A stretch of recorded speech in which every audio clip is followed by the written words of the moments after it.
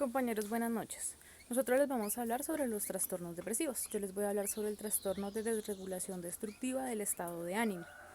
Dentro del DSM-5 encontramos una sintomatología especial para identificar este trastorno. Entre ellos encontramos accesos de cólera grave y recurrente, los cuales se van a manifestar de forma verbal o física, también dependiendo del comportamiento de la persona.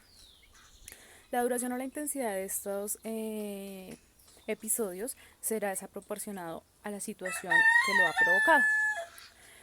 Estos episodios no concuerdan con el grado de desarrollo de la persona, se producen en un término medio de entre 3 o más veces por semana. El estado de ánimo de la persona será irritable o irascible la mayor parte del día, y estas situaciones serán observables para las personas que están en su entorno. El primer diagnóstico no se debe hacer antes de los 6 años o después de los 18 años. Teniendo en cuenta esta información, ahora les voy a hablar sobre el trastorno de depresión mayor. Para lograr identificar este trastorno se deben presentar 5 o más síntomas y estos se deben presentar durante 2 semanas más o menos, lo cual representará un cambio del funcionamiento de la persona. El estado de ánimo de la persona será deprimido la mayor parte del día. En niños y adolescentes se empezará a presentar una irritabilidad en el comportamiento. Se presentará una pérdida de peso o un aumento de peso sin una causa justificable. En los niños no se presentará la ganancia de peso que ellos pues es preocupante. Se presenta insomnio o hipersomnio todos los días, agitación y rechazo psicomotor, fatiga o pérdida de energía, sentimientos de inutilidad o culpabilidad. Ellos sienten que no son útiles para la sociedad, para su familia, sienten que no le están aportando nada a su familia o a su entorno. Disminución de la capacidad de concentración, en la capacidad de pensar o en la toma de decisiones. También será muy frecuente los pensamientos de muerte, muy recurrentes, siempre van a estar presentes. Ideas suicidas, esto quiere decir que la persona lo ha pensado pero no tiene el plan, por decirlo así, y en otros casos ya se presentarán los intentos suicidas, que es cuando la persona ya tiene la idea de cómo lo va a realizar. Todos estos síntomas empezarán obviamente a generar un malestar no solo clínico, sino también un deterioro en la relación social, familiar, en todas las actividades que la persona emprenda en su vida. Va a ser un tropiezo esta situación. Igualmente, no se debe atribuir estos síntomas a efectos fisiológicos por consumo de sustancias u otras afectaciones médicas, las cuales se vean adulteren la situación. Todo esto sintomatología se debe tener muy presente, dado que podemos llegar a confundir dos trastornos por sintomatología similar. Tenemos que tener muy clara la sintomatología, la frecuencia y cómo se presentan para que en el momento de diagnosticar al paciente Mi nombre es Karin Cachaya.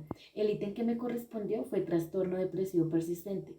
Esto es cuando una persona la mayor parte del tiempo se la pasa deprimido. En niños y en adolescentes se torna un poquito agresivo. Sus síntomas son baja, baja autoestima, poco apetito o mucho apetito. Duermen mucho o a veces sufren de insomnio, entre muchos otros. No atribuir síntomas a este trastorno por el uso de medicamentos o drogas u otro. Síntomas reales es el deterioro del vivir laboral y social. Esto los puede afectar emocionalmente. Si la persona cumple con los criterios de depresión mayor, entraríamos a hacer un diagnóstico. Este puede ser general o puede ser específico. Se especifican cuando hay características de ansiedad mixtas, melancólicas, atípicas y psicóticas. También se puede especificar si el inicio de los trastornos es tardío o temprano. Recordemos que si es tardío es después de los 21, si es temprano es antes de los 21. También se puede especificar si se ha cumplido todos los criterios o se ha permitido durante los 2 últimos años como persistido, pues algunas veces puede ser intermitente, unos meses sí, unos meses no, un año sí, un año no, o si ha sido constante. Y por último debemos especificar si ha sido moderado o grave esta depresión. Bueno, para concluir este tema, quiero decir que el trastorno de depresión persistente presenta síntomas que pueden acabar con nuestra vida. También debemos tener en cuenta que esto tiene un diagnóstico que puede ser general y específico. Muchísimas gracias por su atención. Buenas tardes, mi nombre es Paula Martínez. El ítem que me correspondió fue trastorno disfórico premenstrual. Este lo encontramos en el DSM-5 como N94.3.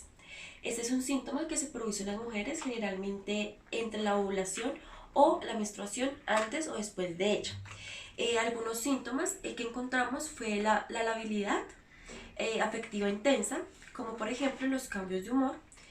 Segundo, la irritabilidad intensa y aumento en los conflictos interpersonales. 3. El estado de ánimo intensamente deprimido, sentimiento de desesperanza o ideas de autodesprecio. Tenemos otros síntomas también en ese trastorno, como primero tenemos la disminución del interés por las actividades habituales. Segundo, la dificultad subjetiva de concentración. Tercero, cambio importante del apetito, sobre alimentación o anhelo de alimentos específicos. Como segundo tenemos un segundo ítem, me tocó el trastorno depresivo inducido por una sustancia o medicamento. Tenemos tres síntomas importantes. Como primero tenemos los síntomas que fueron causados antes de consumir alguna sustancia o medicamento.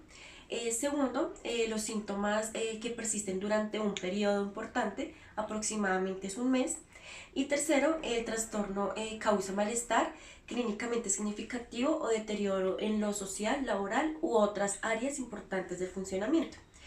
Este trastorno hace una alteración importante y persistente del estado de ánimo. Es caracterizado por el estado de ánimo deprimido, disminución notable del interés o placer hacia casi todas las actividades cotidianas. Acá también nos habla de unos procedimientos de registro, nos habla del CIE 9MC y del CIE 10MC. Este nos dice que para poder saber qué trastorno tiene la persona, debemos de saber qué sustancia o medicamento le está ocasionando la depresión. Nos da un ejemplo, que era la cocaína y la dexametasona. Estos los podemos encontrar en el DSM-5 como un trastorno leve en el F14.14 y un trastorno grave en el F14.24. También nos dice que hay otras sustancias que son distintas a estas. Estas las podemos encontrar como un trastorno leve en el F19.14 y en el trastorno grave como en el F19.24. Muchas gracias. Profesora, compañeros, buenas noches. A continuación les hablaré del trastorno depresivo debido a otra afección médica, que básicamente se caracteriza por alucinaciones o ideas delirantes que son causadas por otro trastorno físico. Por ejemplo, en la psicosis habla de síntomas como delirios, alucinaciones, pensamiento y lenguaje desorganizado, motor extraño inadecuado, y también nos dice que se tiene la pérdida con el contacto de la realidad. Un claro ejemplo de ellos es el comportamiento psicótico y las alucinaciones olfativas. Y pues un claro ejemplo de ello es que una persona puede estar en un entorno, ¿sí?, y percibir un olor que no esté dentro de ese entorno, ¿sí? Otros trastornos médicos que pueden causar esta enfermedad son los tumores y la migraña. Mil gracias, hasta luego.